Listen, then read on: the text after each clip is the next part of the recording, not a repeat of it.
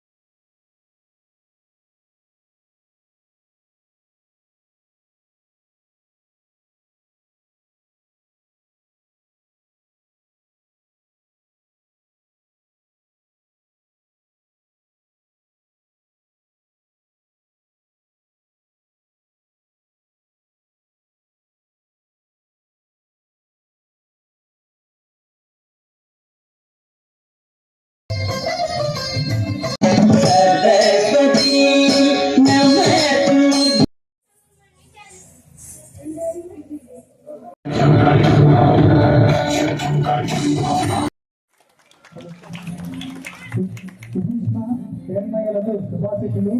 మరి ఈ యొక్క కార్యక్రమానికి సమాధానం ఆర్థిక గురించడానికి ఇచ్చేసినటువంటి మన ఇచ్చేస్తున్నారు. 4 పాటలతో పూర్తవుతుంది.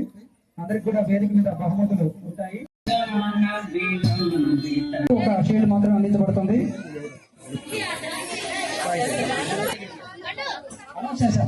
అక్షయ నెక్స్ట్ నవభారత్ నుంచి అక్షయ తీసుకుంటుంది.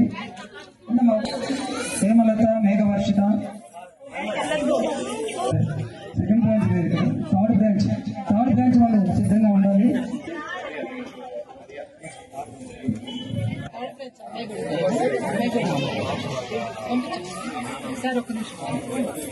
అప్సానా నారాయణ స్కూల్. అందరికీ మళ్ళా గ్రూప్ ఫోటో ఉంటుందమ్మా, వెళ్ళకండి.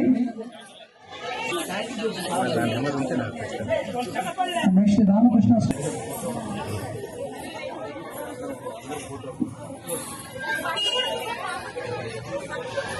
ఇది కూడా ఒక్కసారిగా వేదిక చేరుకోవాలి. ఇది మీ ఇన్స్టిట్యూట్ వెళ్తుంది.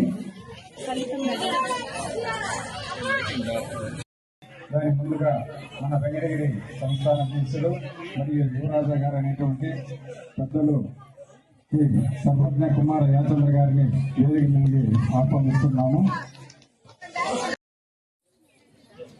ఈ కార్యక్రమానికి నేను రావటం నా అదృష్టంగా భావిస్తున్నా.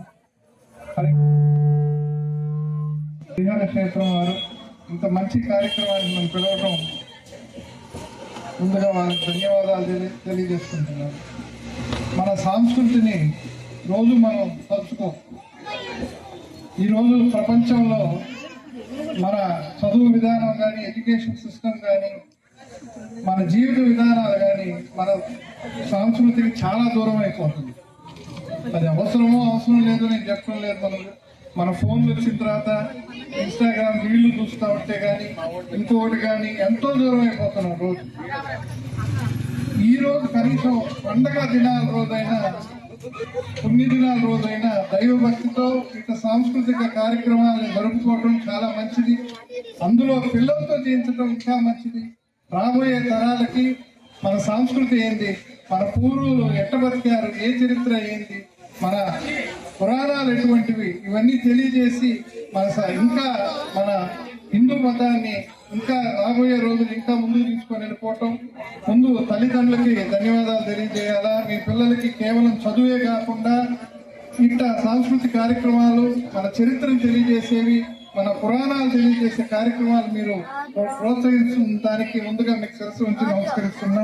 అనేక కార్యక్రమాలు ఇంకా ఇతర పేరెంట్స్ కూడా కేవలం చదువుపైనే ఆసక్తి చూపించకుండా చదువుతో పాటు మన చరిత్రని, మన సాంస్కృతిక కార్యక్రమాల్ని, మన పురాణాల్ని, మన పెద్దలు చెప్పిన మనకన్నీ పిల్లలకు తెలియజేయమని మీ అందరూ తెలియజేస్తూ, అదేవిధంగా ఈ డాన్స్ మాస్టర్ గారికి కానీ, మన రవి గారికి కానీ, ఇతర స్కూల్స్ లో ఉన్న డాన్స్ టీచర్లకు కానీ, డాన్స్ మాస్టర్లకు అందరికీ కంగ్రాచులేషన్స్ తెలియజేస్తున్నా. ఇంత మంచి ప్రోగ్రాము, ఇంత ట్రైనింగ్ ఇచ్చారంటే దీని వెనకాల ఎంత కృషి, ఎంత కష్టం ఉంటుందో దీన్ని చూస్తేనే అర్థమవుతుంది.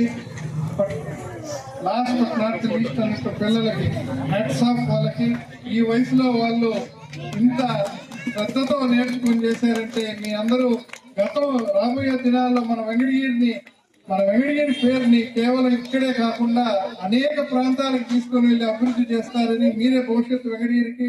కాబట్టి మీరు అనేక ప్రాంతాలకు తీసుకొని వెళ్ళి మన ఊరు పేరుని ఇంకా పెద్దగా చేస్తారని కోరుకుంటూ, ఆ భగవంతుడిని మీ అందరికి ఆయురారోగ్య ఐశ్వర్యాలు ఇవ్వాలని ప్రార్థిస్తూ సెలవు తీసుకుంటాం.